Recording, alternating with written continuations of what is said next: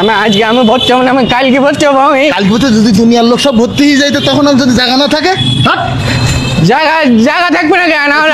আমার আজকে আমার শরীর দুর্বলতা লেগছে, আমার জ্বরই আজকে আমার জ্বরই। হ্যাঁ গা ঠান্ডা জ্বরই এখন তো তোর। তুই গা ঠান্ডা তুই গলায় দিলে বুঝতে পারিস আমার জ্বর, আমার মামা যেমন তুই আমার তুই ভাই না হলে তুই গুলি মেরে দিতে পারবি। বেরিয়ে দিতে দিকে আমি আজকে ভর্তি হবো না বলতে আমি এত বুঝিস না তুই ভাই। ওই ভর্তির কার্যক্রমটা ওটা হচ্ছে আমাদের ওই দোতলায় স্যারেদের অফিস আছে, আপনি ওখানে যে কথা বলেন। দোতলায় না? হ্যাঁ। হাবু হাবু হাবু কোথায় গেল? ওটা আমাদের বেবিদের কিডস জোনে গেছে। প্রতিদিন ঝামেলা। হাবু আরে এদিকে হাবু কি রে সব নোটিশ এক্ষুনি কনে গেল?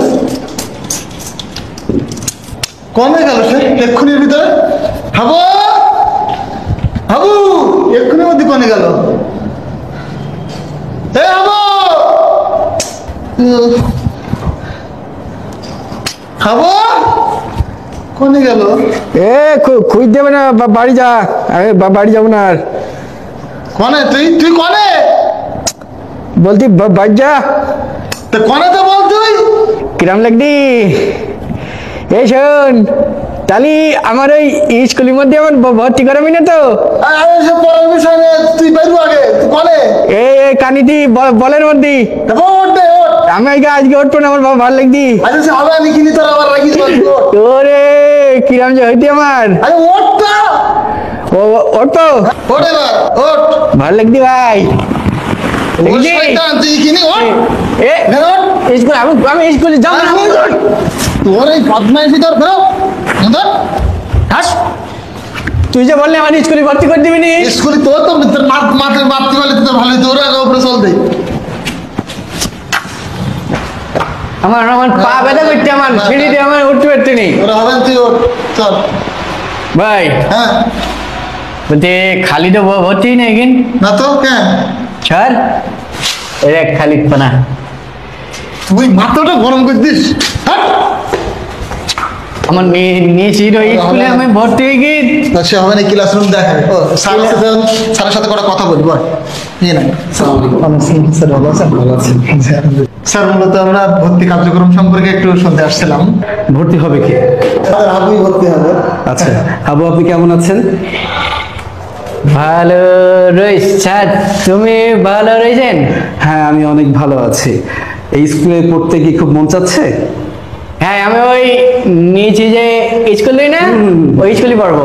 স্যার আমার সাথে আপনি করতে, তাহলে তুমি ভর্তি হ। এই স্কুলে স্যারেরা এরকম ছাত্রদের সাথে খুব সুন্দর ব্যবহার করে।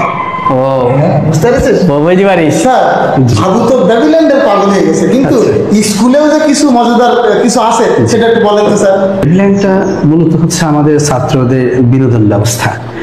লেখাপড়া করতে করতে যেন তারা বোরিং না হয়ে যায়, এটাকে জন্য একঘেয়েমি কার্যক্রম না মনে করে সেজন্য আমাদের একটা ব্যাপক পরিকল্পনা।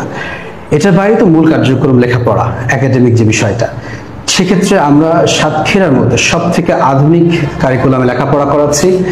প্রি প্লে থেকে ক্লাস 2 পর্যন্ত ইংরেজি ভার্সনে এবং 3 থেকে 5 পর্যন্ত বাংলা ভার্সনে। এর সাথে আধুনিক যুগের সাথে তাল মেলানোর জন্য আমাদের বাচ্চারা কি পাচ্ছে, যেটা বাংলাদেশের কোথাও নেই, United school of robotics. Japan আমেরিকার বাচ্চাদের সাথে আমাদের বাচ্চারা এখন থেকে যেন কম্পিট করতে পারে, প্রতিযোগিতার বাজারে যেন হার না মানে, এজন্য আমরা রোবোটিক্স নিয়ে আসছি। এবং আমাদের যিনি রোবোটিক্স শেখাবেন তিনি কিন্তু বাংলাদেশ চ্যাম্পিয়ন 3টা বিশেষ প্রতিযোগিতায়।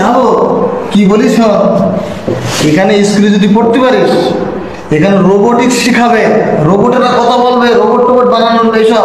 তাই নাই? হ্যাঁ, আবার ব্রিটিশদের মতন এরকম ইংরেজি বলতে পারবি একটা না। তাহলে লেখ ইংরেজি বাংলা আরবি সব শেখানো হবে। তাহলে লেখ। আর একটা যে জিনিস খেয়াল করেছি ভাই, এ হলুদ বেঞ্চি, হ্যাঁ আমার পাঞ্জাবিও হলুদ। তাহলে তো হয়ে গেছে। হ্যাঁ ভর্তি কর। তাহলে ভর্তি হই তো।